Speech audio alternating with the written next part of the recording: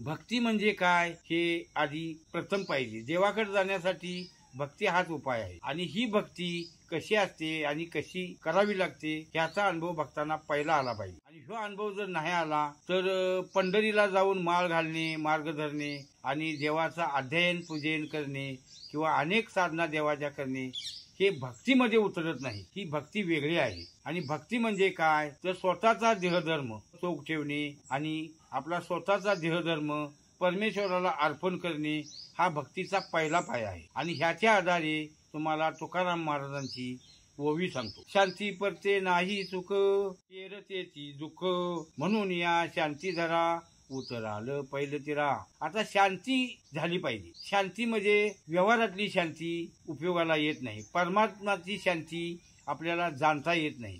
मग ह्याच्या मधलं जे अंतर आहे ती भक्ती आहे. आणि भक्ती म्हणजे देवाचं नामस्मरण करणे आहे. आणि नामस्मरण कुणाचं करायचं तर पंढरीरायाचं नामस्मरण केलं पाहिजे. पंढरीरायाचं गीत गायलं पाहिजे.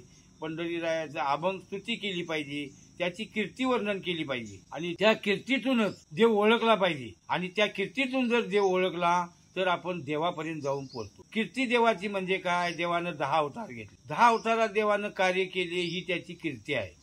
संतांच्या मागोव्यातून विचार केला तर सर्व संतांचं कार्य देवानं केलं. तुम्ही भक्तिविजय वाचा आणि भक्तिविजय वाचल्यानंतर तुम्हाला भक्ती म्हणजे काय ते कळेल. आणि त्यानंतर तुम्ही हरिविजय वाचा. हरिविजय वाचल्यानंतर देवापर्यंत तुम्ही पोचूच शकता. हे त्यात तीळ मात्र शंका नाही.